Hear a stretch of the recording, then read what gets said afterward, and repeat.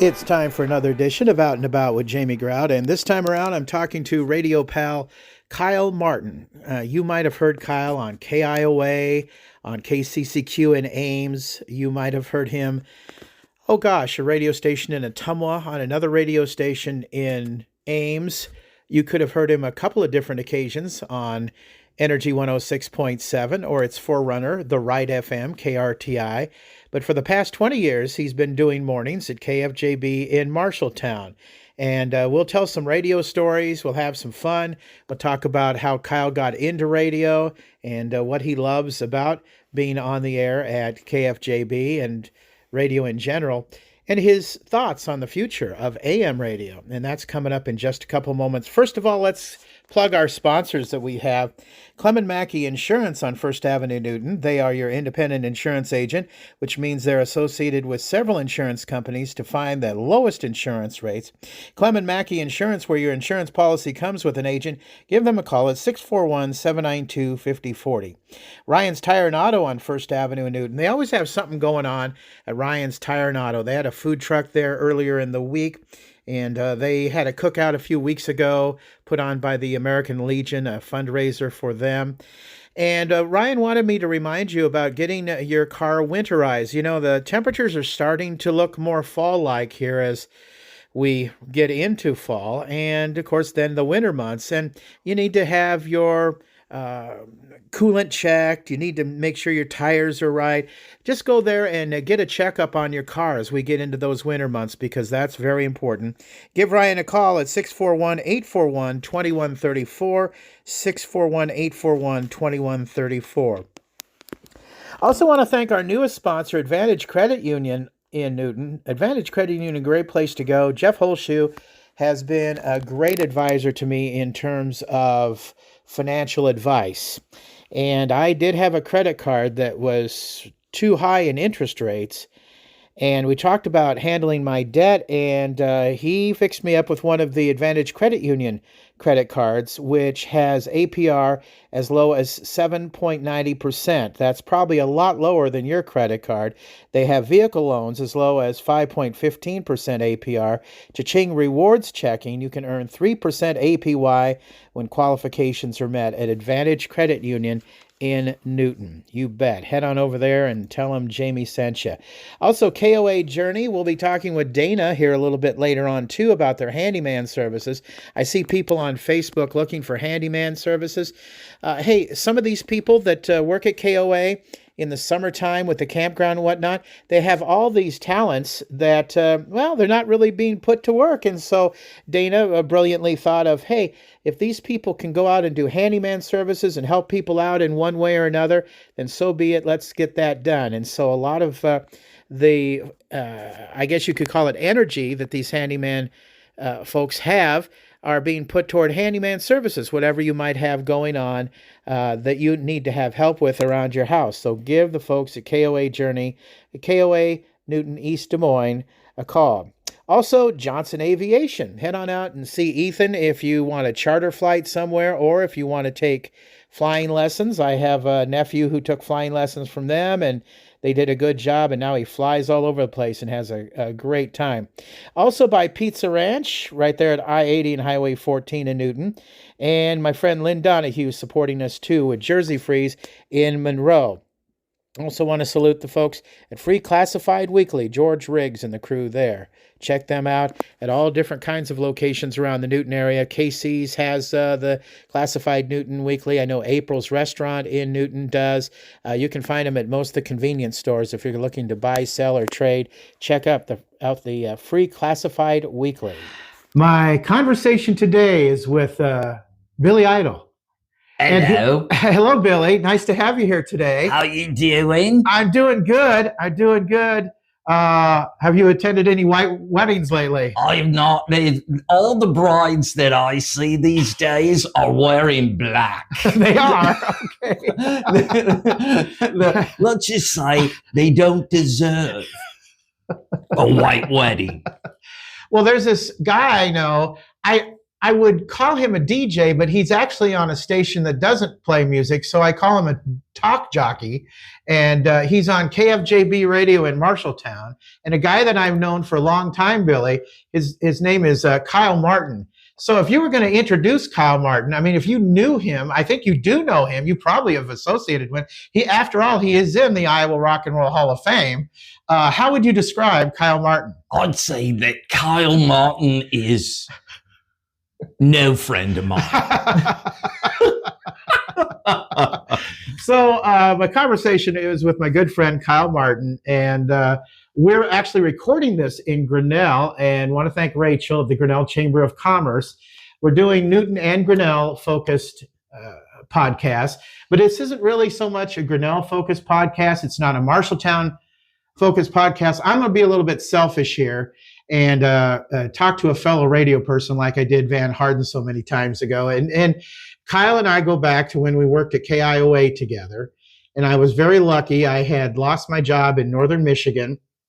And a guy that Kyle and I both know, who was our station manager, Kipper McGee, hired me to just kind of be a utility player. And I did music, and I was on the air, and I would help set up for Dick Young's and whatever they needed to have done. I was around there. And then I went to Ames and did mornings, and then Kyle came to the same radio station. And well, it was in the same building, owned by the same person, but a different radio station. So, I mean, I'm already kind of giving your history and your background a little bit. Why don't you tell us about it, Kyle? That's it. That's all. That's basically my story. We don't need to go any further. Well, now let's go back to Drake. Didn't you start at the college radio station? I did. Yeah. I was right out of high school. I went to Drake University in Des Moines to get my broadcasting degree. It was actually radio television. And while I was at Drake, I was working at the campus radio station. And that's kind of really how everything started for me. I was working there, just doing a show, and Steve Matthews at KIOA found out about me. And he just said, "Hey, how would you like to come down and maybe work some part-time hours at KIOA?" And I thought that was great. They were going to pay me to do it. Like a lot of young broadcasters ended up on Sunday mornings playing the Back to God hour, which was only a half hour, which I found extremely sacrilegious, that it was only a half hour, but we were advertising it as an hour. But it doesn't matter. But they let me do 2 hours of DJ before we ever ran any of the church programs. So it was a good training ground. It was a great training ground. It was only 2 hours a week, but that kind of got my foot in the door, you know, and then from there, within 2 years, I was full time. Mm-hmm. So yeah, just kept going. Doing the graveyard shift. I was doing the graveyard. You were the Midnight Rambler. I was the Midnight Rambler from, when I got hired there full time. So I was there in 87 at KIOA, and I went full time in 1990. And then I was there till roughly 93 doing the overnights, the graveyard shift, the third shift. And I went by Kyle Martin, the Midnight Rambler. Mm-hmm. And I thought it was clever at the time, but it just, it's kind of come back to haunt me a little bit because now everybody calls me that knows me from the old days. That's okay. So we've all had radio personalities or names. And okay, I started out in Des Moines as Scott Phillips, and my program director, KJJY, gave me that name because I used my real name when I was on the air in Pella at the same time. So I was full-time in Pella at the radio station, which is now 103.3. It's laser, but you'll hear, if you hear the ID, you hear them say Pella Des Moines. The studios used to be in Pella. And so I used my real name there, and Scott Phillips at KJJY. And I left there and I went to KMGK.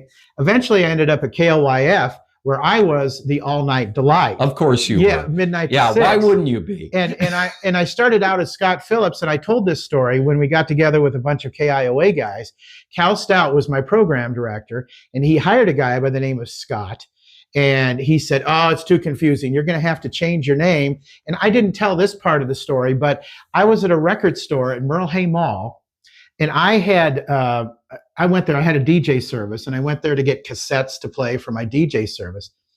And when I was on the air at KLYF, I had mentioned, well, my boss wants me to change my name. Do you think I should become Scooter instead of Scott? Should I be Jamie, or what should I be? Let me know. So I'm at this record store at Merle Hay Mall, and I hear these two guys talking at the checkout stand, the clerks. And they say, there's this guy at KLYF that wants to know what kind of name he should use. And then I went up to him and told him, and they said, oh, yeah, we were up late the other night. We heard you talking about it. Oh, that's cool. And isn't it neat when you're out and about somewhere? And I talked to Van Harden about this too. And people bring up something you said on the air. Yeah. It's like applause, isn't it? It is. It's we are in a booth by ourselves, typically, unless we have a morning show helper or co-host with us. But we're by ourselves. So it's really odd. You don't get the instant gratification or feedback that like an actor would get that was on stage. And you know this, you've done community theater. It's instant gratification. Mm-hmm. With us as broadcasters, you get that gratification when you're out in the public and somebody knows you, recognizes you, will verbatim tell you a story that you said on the air, or go, oh my gosh, that was so funny, you talking about blah, blah, blah, blah, blah. Mm-hmm. So yes, absolutely, 100%. Mm-hmm. Yeah, it's fantastic. Have you ever been like at the grocery store or a restaurant or something like that? And are you on the radio? Yeah, it happens. We've had that quite a bit, yeah. Okay, so let's move on from KIOA. You ended up working with me in Ames. I did, yeah. Longest 2 years of my life working with you. No. Hi, Betty. No, she was our boss. No, just kidding. No, it was great because it got me off of overnights. Mm-hmm. So I got some normal hours. If you work, let me back up a little bit. If you work the graveyard shift, you're sleeping all day and then getting up and going to work. And it just doesn't, it doesn't make for a normal lifestyle. Well, no, you're on a whole different time frame than the rest of the world. Right. It's crazy. Yeah. I mean, this was before the do not call list. So I'd get calls during the day. I was ordering encyclopedias, not realizing it. Stuff was showing up at my door, and I'm the bamboo steamer. I was just the Ginsu knife. I was everything from Ronco. I was like, yes, send me 5. Just to get them off the phone. But yeah, I got to go to Ames with you, and I thank you for that, because you put in a good word for me. And that was great, because I was on in the afternoons at a top 40 station. So I got to play top 40 music, which I wasn't all that familiar with, to be honest with you. Being at KIOA, you're playing music that was at that time 25 years old. I mean, it's much longer. Much older now. So I was really disconnected. Right. So I got connected with the new music, and it was just great. I mean, a great group of people. Dar Danielson from Radio Iowa was there. You and a gentleman named Ken McLeod, who is also still in radio out in Bakersfield, California. So we worked with people that are still doing it, which I love, because there's so many people that are just not involved in media. And in 93, we went through the floods. We did. It was quite a deal. And the anniversary of the floods, Dar posted a picture of myself and Dar. Yeah, I think we were in Nevada at the time, broadcasting from there. I don't know whether they must have been being affected somehow by the floods. And he wanted me to bring him some lunch. And so I did. And then he joked, he said, but I think Jamie had eaten a few French fries before he brought it over to me. No. He's calling you out. Yeah, I know. Putting my feet to the fire. Yeah. But that was quite interesting, because when we were in Ames and the 93 floods happened, you hear about Des Moines and what happened there. But for a time, you couldn't get in or out of Ames. That's right. Yeah. It was real bad. In fact, if I remember correctly, and correct me if I'm wrong, we pretty much had to stay at the radio. At least I did. Because I lived out way on West Ames.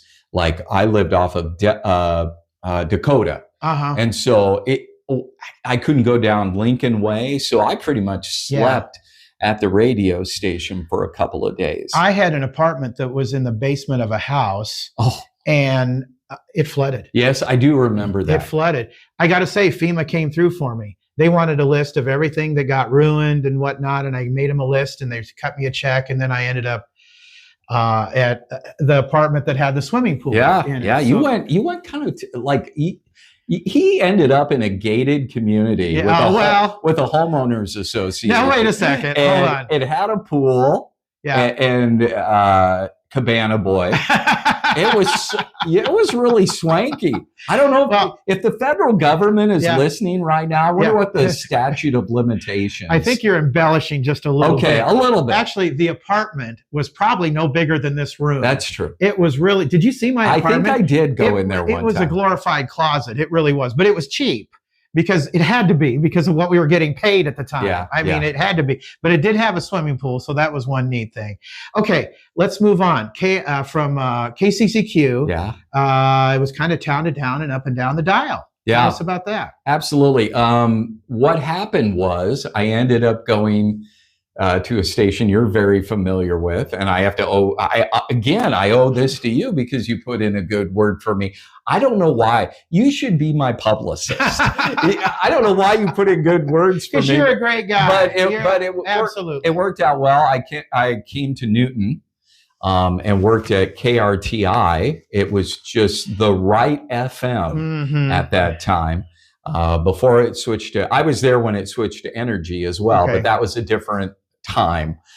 So this is so weird. I went from Ames to Newton, and then I went back to Ames and worked at a different station. It was a startup station.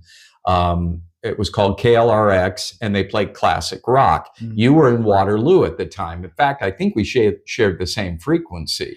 Waterloo 96.1. Yeah, when I was at Mix 96, it was the same, and it was only 6,000 watts in Waterloo. Now, before that, I was at KOKZ 105.7, but they decided to change format and go oldies. It had been a hot AC, and when they did that, they let everybody go, including myself. But luckily enough, I had made a name for myself and went over to Mix 96. But it was only a 6,000 watt radio station, and the problem was, there's a station that's at 96.1 in the Quad Cities that's 100,000 watts. So I don't know if you know, you've been in radio a long time. The problem that radio has, especially FM radio, when it's so humid, that signal from 96.1 in Davenport came right up over us in Waterloo. So they eventually ended up changing frequencies to, I think it's 93.5 now. So we shared the same frequency then. Okay. I remember you calling me one time from Waterloo and going, "Are you guys? I'm picking you guys up." So I was there in Ames at that classic rock station for a couple of years, and then strangely enough, KRTI called me and said, "Hey, how would you like to come back?" And I thought, yeah, why not? So I did 2 tours of duty at what became Energy FM. So, and then after I left there, I went to Ottumwa for a year. I was doing oldies at KBIZ, and I was programming. Maybe people don't know what programming is, but it's kind of like you're the boss in charge of on air. So I was programming that and our FM, which was a top 40, but I was on the AM doing oldies. And then right in the middle of my tenure there, which was only a year, they decided to switch to news talk.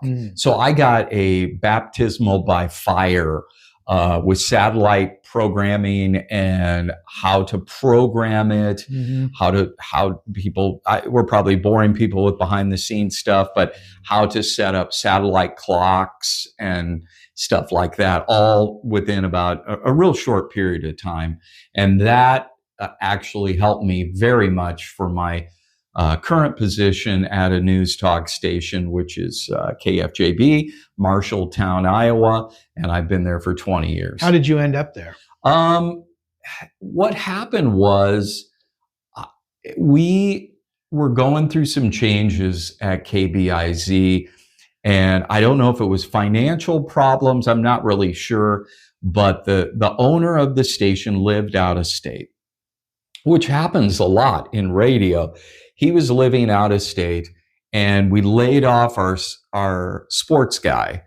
He was a young kid. I'm not really, to be honest with you, my memory's a little fuzzy on why he was laid off. Mm-hmm. But the GM and the owner wanted me to go out and do sports as well, because I had done some sports when I was in Ames. And I was like, I don't foresee this being something sustainable for me. I did not see me, going out and doing a football game, calling a football game, and then coming in and doing the morning show in Ottumwa, Iowa. And I was driving from Grinnell, hour and a half drive one way. Boy. Yeah. Yeah. I was doing that. I did that for about a year. And so I just kind of saw like maybe there wasn't a future there, even though I enjoyed it quite a bit. I thought Ottumwa was a great town. And so I reached out to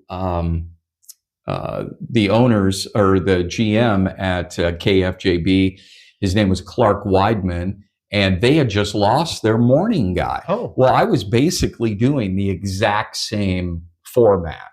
Mm-hmm. And I had learned some of the tricks as far as satellite stuff was concerned. So they brought me up for an interview, and then another interview, and then I think a third interview. And in the interim, they had tried somebody else to fill the slot, and it just didn't work out. So yeah, 20 years later, I'm still doing it. Crazy. Yeah. Long time. You've had some real good longevity there. I have.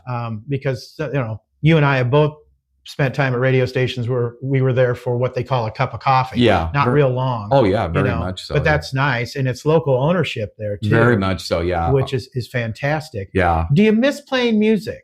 I get asked that a lot. And the short answer is yes. Mm-hmm. I'm an oldies fanatic. It's instilled in me from my father, who was a DJ as well. And we could talk about him as well if you want. But his brand of music was, I grew up with all of that. Mm-hmm. And so when I got to KIOA, I was the young kid, and they were blown away that I knew all that music, which is kind of funny, because when Max Schaefer came to KIOA, a legendary broadcaster, he didn't know anything about oldies. And here I was,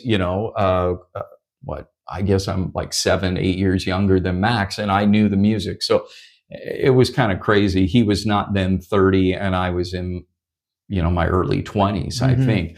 So I do miss it. I miss it, but it's interesting because news talk, you get to do you get to interview so many things. I can interview anybody, musical, I can interview, and I have, rock and roll stars. I can interview movie stars. I mean, that's the great thing. And then local people too. Yeah, oh, absolutely. The mayor, city council, county supervisors. And you do a man on the street thing every Friday. I do, yeah. And we do it at the Tremont Grill right there on Main Street. And it is literally a show where people just come up and they will tell you community calendar type stuff going on in the community. Like, hey, there's a bake sale this weekend at blah, blah, blah church.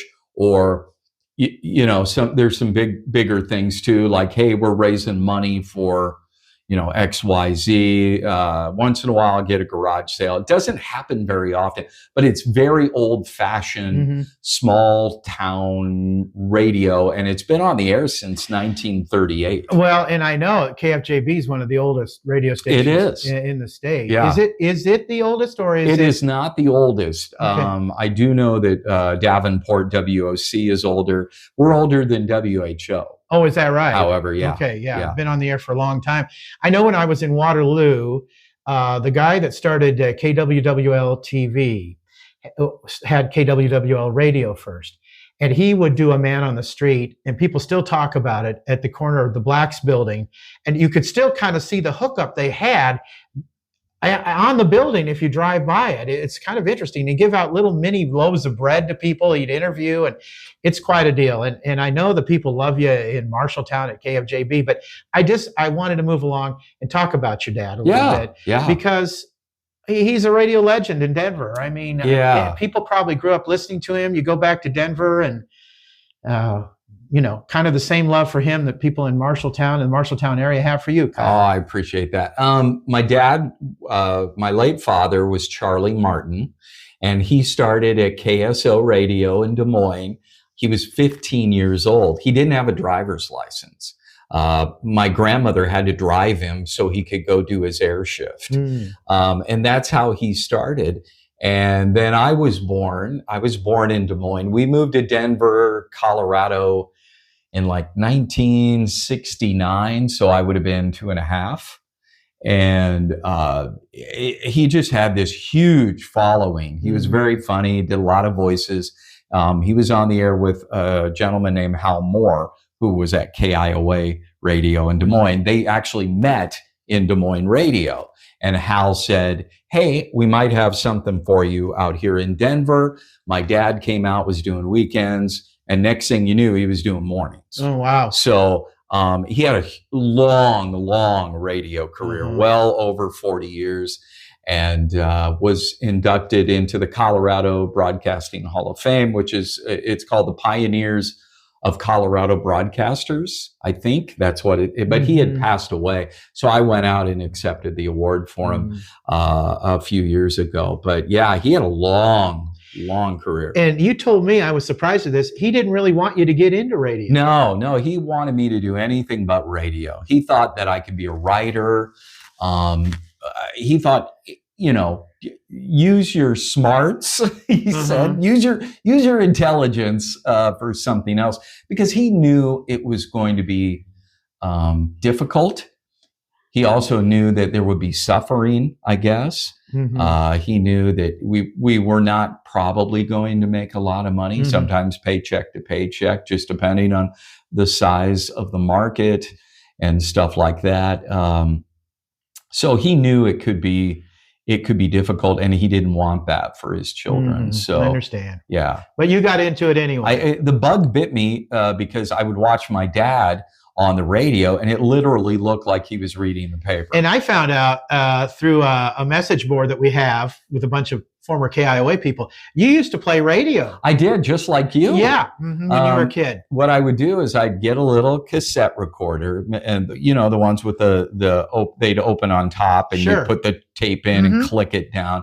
You push play and record, and I would record little bits of me being on the radio, and the radio station's call letters were KYLE. Of course, it was Kyle all the time. And my dad actually thought that was pretty fun. That's neat. But yeah, I did that just like you used to play radio with your own little, turntable and microphone and stuff. I knew what I wanted to do back in the day. And maybe I told you this story before. I've told it to a few people, but you talk about,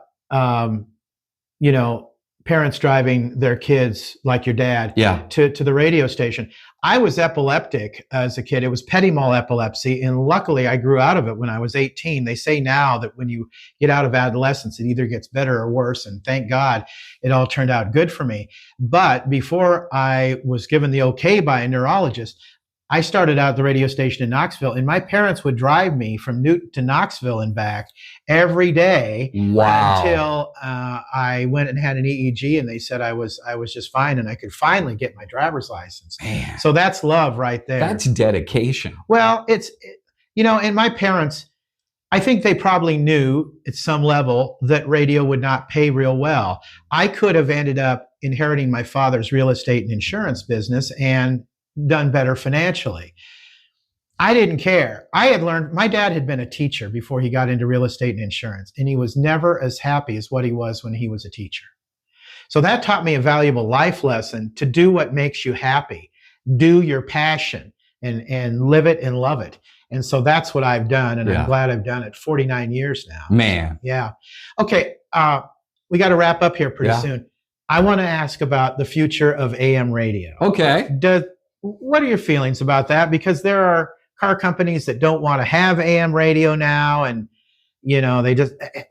But the NAB is fighting that, saying we need to have the AM ban in case of a national emergency and whatnot. What's your take on all that? I think that in some form or another, AM radio will survive. I don't know if you're going to have the variety of programming that we do now. Mm-hmm. It could be just, like you said, it could be just an emergency band, you know, for tornadoes and earthquakes and stuff like that. I don't see that happening, but FM is so much cleaner. The sound is cleaner. You don't get the interference. Problem with FM, and it might be the only problem with FM, is that it doesn't usually go as far unless you're, 50,000, 100,000 watt radio station. But I think it's going to be around. However, I don't know for sure that it's going to be in new cars. And the reason is if you go, it's not really a reason, but if, like, my daughter just got a new car and it's all touchscreen now. There's no dial. I wouldn't even know how to scan the dial. Right. I think it's too confusing for a lot of people. And I think some people are just going to give up and just go, I'm going to listen to my favorite podcast. I'm going to listen to, Jamie Grout. Well, that's good. Yeah. I love it. I'm going to plug it in with a USB port and boom, I'm going to listen. Yeah. But I do think it'll be around. How much longer, I don't know. Yeah. Okay. I don't know if I answered your question. No, you did. Okay. You did. Okay. You said in some form. I do think it'll be around. Right. But that form is a question. I think it's yet to be determined. Sure. Yeah. Okay. When are you on the air? I'm on the air 6 to 9. 6 to 9. Monday through Friday. And it's 12:30 a.m. What's your FM frequency? 93.9. And you stream too. And we stream at 1230kfjb.com. All right. And we have a lot of fun. So tune in. You do. Yeah. And Kyle and I both wake up early in the morning. We do. Yeah. It's called a prostate. That's what does it. That's what does it. Yeah. All right. This edition of Out and About with Jamie Grout with Kyle Martin today. We're with Dana from Newton, Des Moines East KOA. And Dana, I understand you have a new service you're offering. Yes, we do, Jamie. We are introducing our new Newton KOA handyman service. Is one of the services that we're adding. We have workers that have worked at our camp every season, and they would like to work for us through the winter. So we came up with they came up with our Newton KOA handyman service, where they're willing to come to your home, clean out your garage, clean any part of your home that needs cleaning, or your yard, take trash to the dump, do some lawn care and cleanup, basic home repairs, excluding electrical and mechanical stuff that requires a licensed person. We don't do that, but they'll also hang your holiday lights and put up Halloween decorations. And we can also do auto detailing. One of the guys that we have does auto detailing. And even one of our guys is a seamstress. He's great at sewing. So if you need anything sewn, our Clarence can take care of that for you as well. That's great, man. They sound like a jack of all trades. That's right. And master of all, I'm sure. Exactly. We have Moses, who is great at tree work and brush work, so he can take down smaller trees. If it requires a lift, he'll let you know what he can and can't do on the tree end of things. And then Clarence, of course, he's a well-rounded, and Jeff does the auto detailing, and so does Clarence. We call it from mess to masterpiece. We can make it happen. Well, that sounds fantastic.